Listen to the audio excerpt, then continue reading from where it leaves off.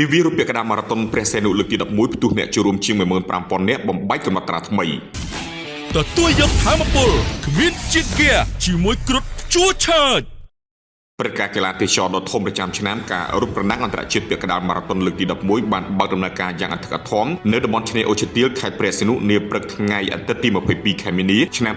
2026ដោយទាក់ទាញអ្នកចូលរួមយ៉ាងច្រើនកកអាយដាមបាត់ចម្រើនរដ្ឋលេខាធិការក្រសួងអប់រំយុវជននិងកីឡានិងជាអគ្គលេខាធិការគណៈកម្មាធិការជាតិអូឡ িম্প ិកកម្ពុជាបានដឹងថាឆ្នាំនេះព្រឹត្តិការណ៍ទទួលបានការចូលរួមប្រមាណ 15,000 នាក់មកពី41ប្រទេសដែលជាចំនួនខ្ពស់បំផុតមិនធ្លាប់មាននៅក្នុងប្រវត្តិរៀបចំរយៈពេល10លើកកន្លងមកអាយដាមបានបន្តថាអាយដាមបានបន្ថែមថាការកែលម្អដំរាយផ្លូវរត់តាមបណ្ដោយឆ្នេរសមុទ្រស្ទើរតែទាំងមូលបានផ្ដល់បទពិសោធន៍ថ្មីដល់អ្នកចូលរួមនិងបង្កើនភាពទាក់ទាញនៃព្រឹត្តិការណ៍មួយនេះកត្តានេះបានរួមចំណែកធ្វើឲ្យមានការកើនឡើងយ៉ាងគួរឲ្យកត់សម្គាល់នៃចំនួនអ្នកចូលរួមទាំងជាតិនិងអន្តរជាតិជាមួយគ្នានេះអាយដាមម៉ាងស៊ីណេតអភិបាលខេត្តព្រះសីហនុបានលើកឡើងថាព្រឹត្តិការណ៍កីឡាបែបនេះមិនត្រឹមតែជាការប្រកួតប៉ុណ្ណោះទេប៉ុន្តែវាជាវេទិកាសំខាន់សម្រាប់ផ្សព្វផ្សាយវិស័យទេសចរណ៍វប្បធម៌សង្គមនិងសេដ្ឋកិច្ចរបស់កម្ពុជាទៅកាន់ពិភពលោកស្របតាមគោលនយោបាយកម្ពុជាជាគោលដៅទេសចរណ៍សុវត្ថិភាពនិងទាក់ទាញគូបញ្ជាក់ថាព្រឹត្តិការណ៍រត់ប្រណាំងអន្តរជាតិពាក់កណ្ដាលម៉ារ៉ាតុននៅខេត្តព្រះសីហនុត្រូវបានរៀបចំឡើងក្នុងគោលបំណងលើកកម្ពស់ការអភិរក្សបរិស្ថានតំបន់ឆ្នេរជាពិសេសក្នុងនាមជាសមាជិកក្លឹបឆ្នេរស្អាតល្អបំផុតលើពិភពលោក